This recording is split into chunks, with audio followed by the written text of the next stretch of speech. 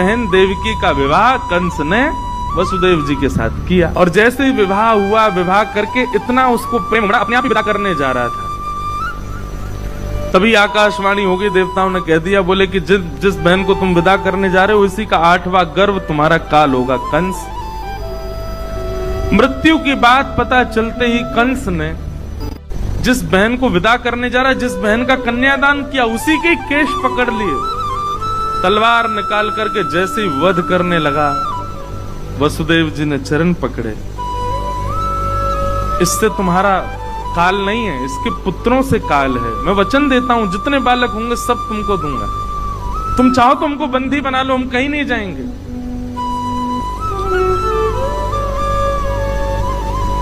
कंस ने कहा मुझे आपकी बात पर भरोसा है, वचन दीजिए जितने बालक होंगे सब मुझे देंगे आप। जी निश्चित।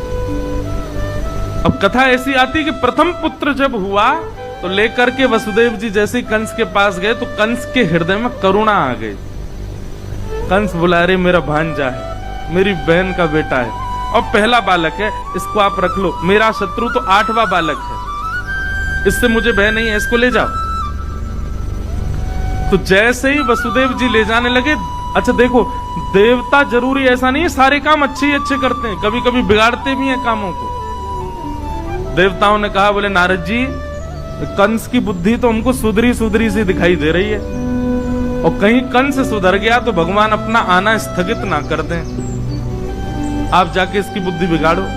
और नारद जी ने आकर के कंस से कहा, बोले अरे तुमने पहले बालक को क्यों छोड़ दिया? बोले 8वां बालक काल है ना। बोले कि पहले से 8वां कोई भी मार सकता है तुमको। कंस की बुद्धि बिगड़ गई महाराज, 6 बालकों को कंस ने मार दिया और 7वें बालक के रूप में स्वयं श्री बलराम जी महाराज पधारे। आप शेषनाग के अवतार हैं। आपका आगमन जैसे ही हुआ, भगवान ने योग माया, जिन्हें हम देवी, भद्रकाली आदि आदि रूपों से नाम जानते हैं, इनको ही माया कहते हैं, योग माया। योग माया को भगवान ने आज्ञा की कि हमारे मां के गर्भ में जो 7वां बालक है ये शेषनाग हैं, इनको स्थान स्थिरित करो। और 7वां बालक जो है कुछ माह देवकी मैया के गर्भ में रहने के बाद रोहिणी मैया के गर्भ में स्थगित हो गया। समाचार मिला कि 7वां बालक तो गर्भ में ही नष्ट हो गया। अब आ रहे हैं 8वें बालक। कंस ने महाराज सेना बढ़ा दी, ताले बढ़ा दिए, सब व्यवस्था कर दी, कहीं से भी बच के भागने ना पाए।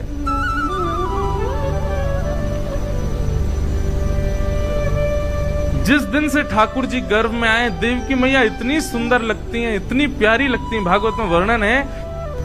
तो कंस की स्थिति क्या हो गई? राक्षस है लेकिन रोज देवकी को देखता है और देवकी जी को देख करके उसके नेत्र सजल हो जाते हैं, मन में भाव आ जाता है, मुस्कुराने लगता है, प्रेम। पहले ही बोल के आता मंत्रियों को, जैसे मैं रोने लगूं मुझे खींच लाना वहां से। पता नहीं क्या हो गया, देवकी को देख के बड़ा भाव आता है। तब मंत्री बोले इसके गर्भ में मायावी बालक है, वो आपको दयालु बना रहा है ताकि आप उसको ना मारो और वो आपका वध कर दे। बोला हाँ सही कह रहे हो तुम, यही बात है।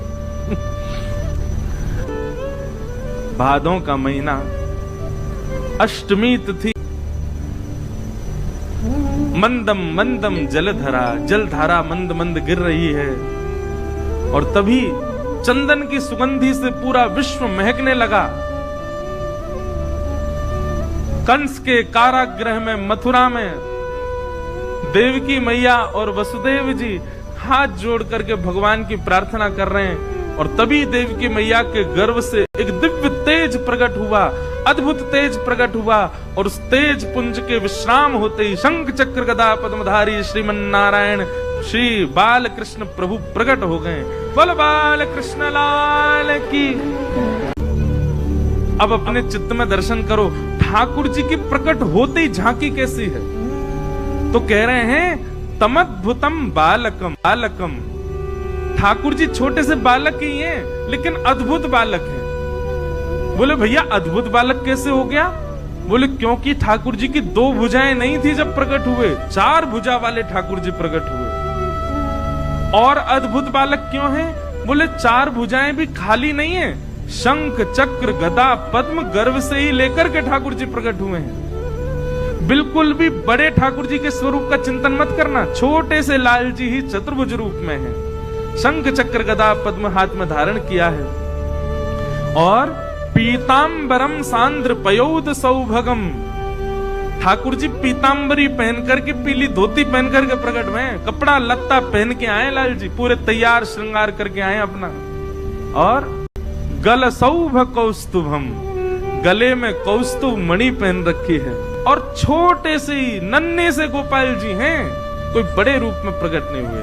बोल बाल कृष्ण लाल की। दर्शन हुए सबको? कभी कभी मन होता है नेक्स्ट से गोपाल जी उन्हीं की चार भुजा हूं, यो पेट निकल रहा नेक्स्ट से बाहर, गदमदरा से हाथ गोल मटोल लाल जी, चार भुजा, गदमदरा से पाम, गोल गोल गाल, और चार भुजा वाले दो दतुइयां निकल रही हैं। वैसे तो जन्म लिए दांत नहीं थे ठाकुर जी के, होते तो वर्णन आता कि दांत थे, पोपले ही भये लाल जी। ठाकुर जी को प्रकट प्रादुर्भाव, छवि देख करके निहाल हो गए देवकी और वसुदेव। वसुदेव देवकी दोनों ने चरणों में प्रणाम किया। ठाकुर जी बोले मैया देख लो, आपने प्रार्थना की, हम आ गए। आपने पूर्व जन्म में प्रार्थना की, ब्रह्मा जी से प्रार्थना की, हम आ गए। देवकी मैया बोली हमने तो कहा था कि आप पुत्र बन के आओ, आप तो पिताजी बन के आए हो। शंख चक्र गदा पद्म में लेके कौन आता है? कपड़ा पहन के आए हो गर्व से, हैं, और कौस्तुभ मणि लटका के आए, मतलब यहां भी श्रृंगार करके प्रकट हुए। बोले मैया हम तो शंख चक्र गदा पद्म इसलिए लेके आए, एक मामा कंस जन्म लेते ही मार देता है, इसका वध कर देंगे। देवकी मैया बोली वध तो ठाकुर जी आप चाहो तो कंस का जन्म ही ना हो, वध तो बहुत दूर की बात है, ये सब आपकी लीला है। कृपा करके एक माँ को जो सुख होता है बालक को जन्म देने में, वो सुख मुझे प्रदान करो। माँ का सबसे बड़ा सुख क्या है? जन्म लेते ही बालक उसके हृदय से लगा दिया जाए, और फिर माँ अवकाश पाते ही अपना पयोधर बालक को पिलाए। ठाकुर जी वही तो सुख है। मेरे 7 बालकों को कंस ने मार दिया, 6 बालक मार दिए, 7वें का जन्म नहीं हुआ। मैं यह सौभाग्य प्राप्ति नहीं कर पाई कि अपने बालकों को अपना पयोधर पान करा सकूं।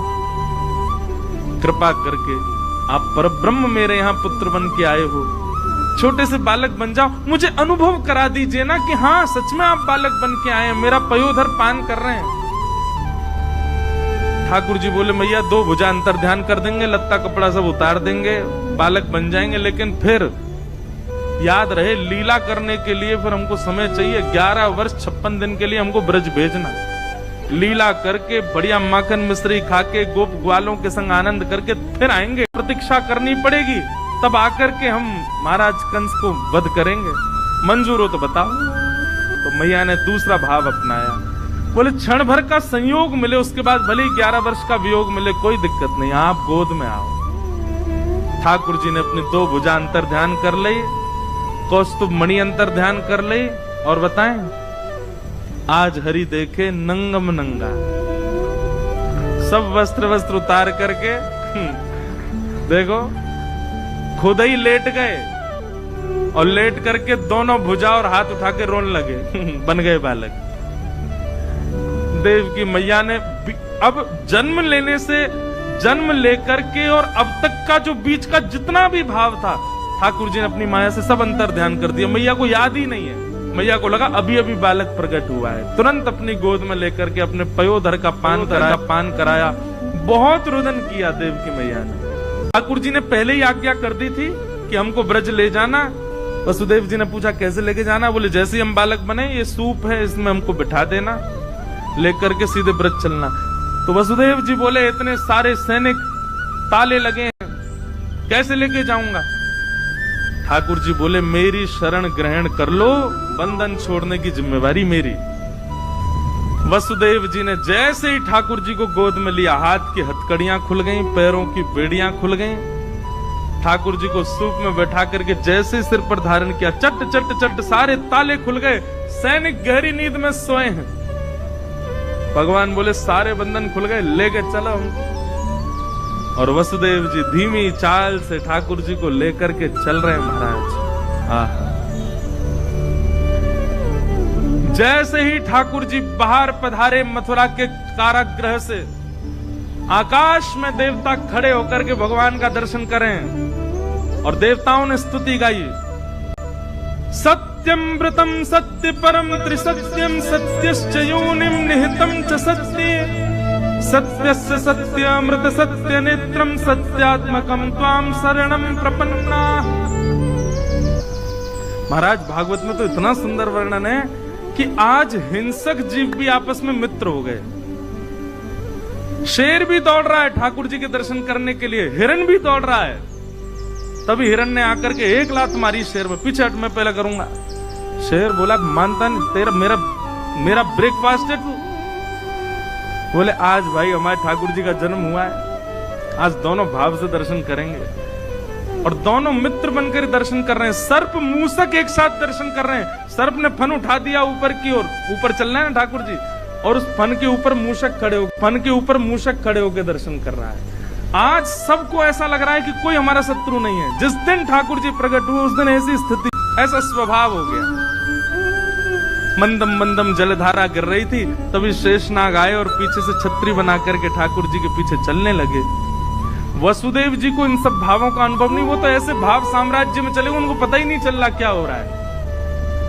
गोकुल जाने के लिए देखा बीच में यमुना जी। आज यमुना जी में समुद्र की तरह उफान भर रही हैं, सारी नदियां हैं आज वृंदावन में। जैसे ही जाने लगे वसुदेव जी, यमुना जी ने विचार किया हमारे पतिदेव आए हैं, पैर तो छू लें। यमुना जी जैसे ही ऊपर आने लगी, ठाकुर जी बोले अरे देखना आ रही है ससुर जी चल लेंगे, उठी उठी आ रही है ऊपर को। अरे वसुदेव जी नेक तो लज्जा कर ले। बोले आप चरण दे दो। ठाकुर जी ने पलना वो सूप में से अपना चरण बाहर निकाला। यमुना जी ने एक हिलोर भर करके चरण स्पर्श किया और मार्ग प्रदान कर दिया। वसुदेव जी चलते जा रहे, गोकुल पहुंचे। वसुदेव जी जैसे ही पहुंचे, लाली को लेकर के वसुदेव जी वहां से मथुरा को प्रस्थान कर गए। मथुरा जाकर के जैसे ही पहुंचे, बालिका ने रोना प्रारंभ किया। कंस की निद्रा खुल गई। आकर के उसने बालिका को जैसे ही पटका, अष्टभुजी देवी भद्रकाली प्रकट हो गई।